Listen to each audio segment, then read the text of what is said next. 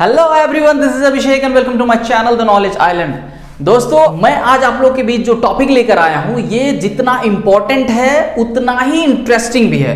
ये टॉपिक बहुत ही मजेदार है। ये हमारे चारों ओर होने वाले जो एक्टिविटीज हैं इनसे रिलेटेड है।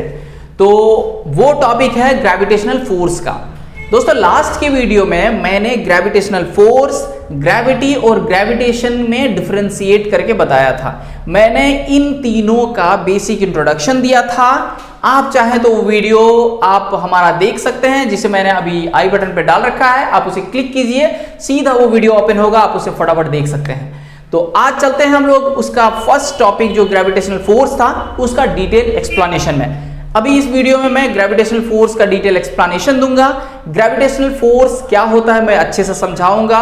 ग्रेविटेशनल फोर्स से रिलेटेड जो लॉ है, जो नियम बने हुए हैं, उनको भी मैं बताऊंगा। और साथ ही साथ जो आप अपने चारों ओर जो घटना देख रहे होते हैं उनमें ग्रेविटेशनल फोर्स कहां-कहां शामिल है, मैं इन सब के बारे में आज डिटेल में चर्चा करूंगा। तो चलिए चलते हैं हम लोग एक्सप्लेनेशन में। दोस्तों, आपने एक स्टोरी तो सुनी होगी, एक स्टोरी जो कि बहुत ही कॉमन है, एक बच्चे की है जिसे उसके स्कूल से उसके क्लास टीचर ने निकाल दिया होता है। वो जाके अपने स्कूल के गार्डन में बैठ जाता है।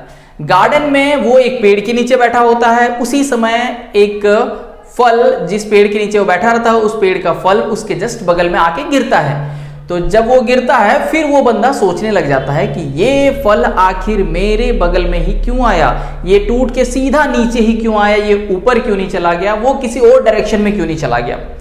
जी हाँ दोस्तों, आप बिल्कुल सही इमेजिन कर रहे हैं। वो बंदा कोई और नहीं, सर आइजक न्यूटन ही था। उन्होंने जब ये इंसिडेंट हुआ उसके बाद इसमें बहुत रिसर्च किया। फिर जाके उन्होंने समझा कि हमारे चारों ओर जो भी ऑब्जेक्ट्स हैं उन सब के बीच एक अट्रैक्शन फोर्स काम कर रहा होता है, जिसे उसने नाम दिया ग्रेविटेशनल फोर्स का। साथ ही साथ इस ग्रेविटेशनल फोर्स से रिलेटेड उन्होंने एक लॉ भी दिया, मैं अभी उसको समझाऊंगा। तो चलिए मैं न्यूटन के बारे में थोड़ा सा बता देता हूं कि न्यूटन जी कहाँ के रहने वाले थे और उनका जन्म वगैरह कब हुआ था। तो न्यूटन जी रहने वाले इंग्लैंड के थे। वो इंग्लैंड में जन्म लिए थे। उनका जन्म 1642 में हुआ था। उसके बाद जो एप्पल वाला घटना हुआ था वो हुआ था 1665 को। और फाइनली 1665 से वो रिसर्च में लग गए, वो ढूंढने लग गए कि आखिर क्यों ये मेरी तरफ ही क्यों आया, ऊपर क्यों नहीं गया। और इसको कंक्लूड करने में उन्हें काफी लंबा समय लगा। और फाइनली 1687 में उन्होंने ये पाया कि दो ऑब्जेक्ट के बीच एक अट्रैक्शन फोर्स काम कर रहा होता है, जिसे उन्होंने ग्रेविटेशनल फोर्स का नाम दिया। और साथ ही साथ इससे रिलेटेड एक लॉ भी बनाया, जिसे हम कहते हैं यूनिवर्सल लॉ ऑफ ग्रेविटेशन या फिर न्यूटन्स लॉ ऑफ ग्रेविटेशन। तो चलिए हम लोग समझते हैं ग्रेविटेशनल फोर्स क्या होता है। तो दोस्तों, जैसे कि मैंने बताया हुआ है लास्ट वीडियो में कि दो ऑब्जेक्ट के बीच लगने वाला फोर्स को ग्रेविटेशनल फोर्स कहते हैं। ये फोर्स कंप्लीटली मास के ऊपर डिपेंड करता है। मास के ऊपर डिपेंड करने का ये मतलब कि ये फोर्स तभी काम करेगा जब एक ऑब्जेक्ट का मास बहुत ही अधिक हो। यानी कि कह सकते हैं कि एक ऑब्जेक्ट बहुत ज्यादा हैवी होगा तो ही दूसरे ऑब्जेक्ट को अपनी ओर अट्रैक्ट कर पाएगा। अब बहुत ज्यादा हैवी कहने का मतलब कितना हैवी होना चाहिए, आप थोड़ा सा इमेजिन करने की कोशिश कीजिए कि आप अपने चारों ओर ऑब्जेक्ट्स जो कुछ भी देख रहे होते हैं, लाइक आप एक पत्थर देख रहे होते हैं, लाइक आप एक घर देख रहे होते हैं, आप एक पहाड़ को भी ले लीजिए, आप यदि कोई माउंटेन भी आप देखते हैं, उनका भी मास कहीं ना कहीं उतना अधिक नहीं होता है जिसकी वजह से वो हमें अट्रैक्ट कर पाए अपनी ओर। तो कितना अधिक मास होना चाहिए किसी ऑब्जेक्ट का, आपने लगभग अंदाजा लगा लिया होगा। तो आप जो क्वाइट कॉमन देखते हैं, अर्थ किसी ऑब्जेक्ट को अपनी ओर अट्रैक्ट कर पा रहा होता है, वो क्यों? क्योंकि अर्थ का मास बहुत ही अधिक होता है। इसका मास 6 × 10⁻24 kg होता है। 6 × 10⁻24 kg कहने का मतलब 6 में आप 24 जीरोस डाल दीजिए, 24 जीरोस। अब ये कितना केजी हुआ खुद सोच लीजिए और खुद इमेजिन कर लीजिए। तो इतना हैवी होना चाहिए किसी ऑब्जेक्ट को, फिर आप आसानी से उसमें लगने वाला ग्रेविटेशनल फोर्स को महसूस कर पाएंगे। तो मेरे ख्याल से आपको समझ में आया होगा कि आखिर हमारे चारों ओर के ऑब्जेक्ट्स क्यों नहीं एक दूसरे को अट्रैक्ट करते हुए दिखाई पड़ रहे होते हैं और क्यों अर्थ हमें आसानी से अपनी ओर अट्रैक्ट कर लेता है। तो दोस्तों, जो मैंने लास्ट के वीडियो में क्वेश्चंस किए थे, मैंने उसमें बहुत सारे क्वेश्चंस पूछे थे, तो मेरे ख्याल से आपको कुछ क्वेश्चंस का आंसर मिल गया होगा। अब चलते हैं, हम लोग समझते हैं कि यूनिवर्सल लॉ ऑफ ग्रेविटेशन क्या है।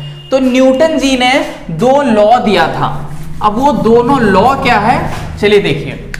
मान लेते हैं अभी 2 ऑब्जेक्ट मैंने लिया, एक ऑब्जेक्ट का मास m1 है और एक ऑब्जेक्ट का मास मैंने m2 माना। तो वो लॉ क्या था, चलिए देखिए। वो लॉ था कि इन दोनों ऑब्जेक्ट के बीच लगने वाला फोर्स, मैंने F से उसे डिनोट किया है, दोनों ऑब्जेक्ट के बीच लगने वाला फोर्स इन दोनों के मास के प्रोडक्ट के डायरेक्टली प्रोपोर्शनल होता है। दोनों ऑब्जेक्ट के मास का प्रोडक्ट कहने का मतलब ये दोनों को मल्टीप्लाई में लिखिए, प्रोडक्ट का मतलब होता है मल्टीप्लाई।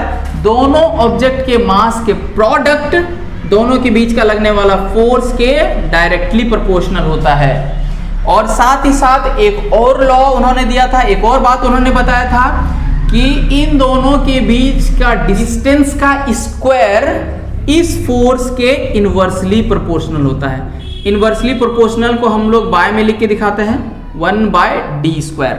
डी स्क्वायर मैंने क्या बोला, दोनों ऑब्जेक्ट के बीच के डिस्टेंस का स्क्वायर इस फोर्स के इनवर्सली प्रोपोर्शनल होगा। तो ये 2 बातें उन्होंने कही थी।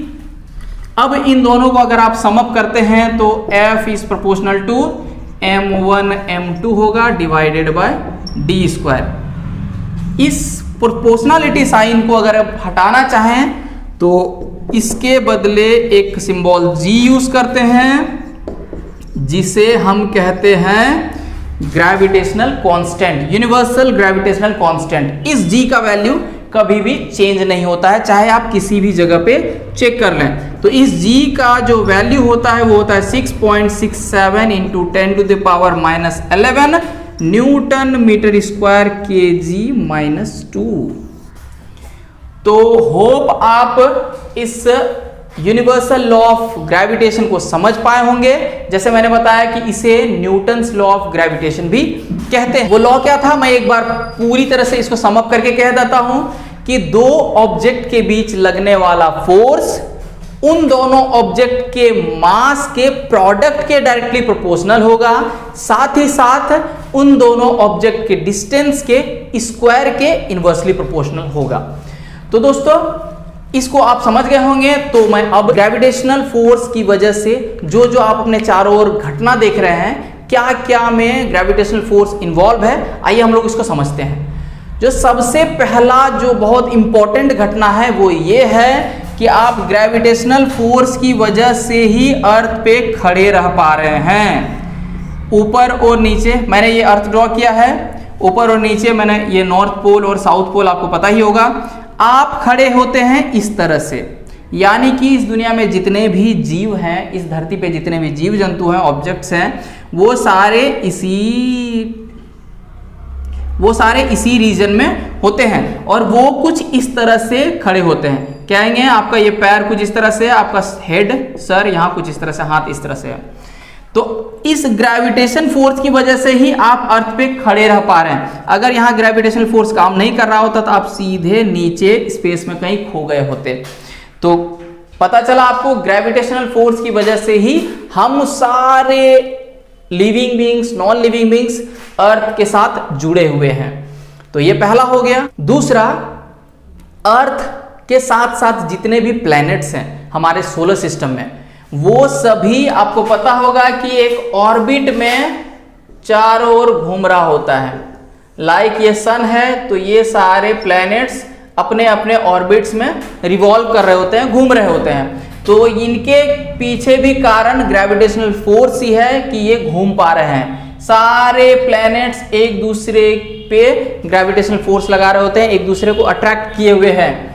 इसी वजह से ये किसी और डायरेक्शन में नहीं जाते हैं, ये एक अपना प्रॉपर डायरेक्शन लेके घूम रहे होते हैं। सपोज दैट अगर इसका ग्रेविटेशनल फोर्स अनबैलेंस हो जाता है इस प्लेनेट के साथ, तो पता चलेगा ये किसी और डायरेक्शन में निकल लिया, ये अपना ऑर्बिट को छोड़ देगा।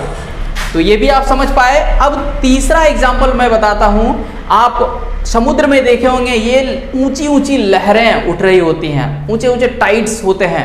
वो टाइड्स के पीछे भी इसी ग्रेविटेशनल फोर्स का हाथ है। ग्रेविटेशनल फोर्स की वजह से ही वो टाइड्स कितने ऊंचे ऊंचे होते हैं, वो लहरें जो आ रही होती हैं, वो लहरें जो उठ रहे होते हैं just because of gravitational force. तो दोस्तों आपने ग्रेविटेशनल फोर्स को समझा होगा, इसके लॉ को समझा होगा और अपने आसपास होने वाले जो ग्रेविटेशनल फोर्स की वजह से घटना है इनको भी समझा होगा। तो दोस्तों आप लोग हमारा वीडियो कैसा लग रहा है आप हमें कमेंट सेक्शन पे जरूर बताएं। यदि अच्छा लग रहा है तो इन वीडियोस को लाइक करो, चैनल को सब्सक्राइब करो और साथ ही साथ ज्यादा से ज्यादा अपने दोस्तों को, भाई बहन लोग को शेयर भी करो। बहुत जल्द मिलते हैं हम लोग एक नए टॉपिक के साथ एक नए वीडियो में। तब तक के लिए धन्यवाद।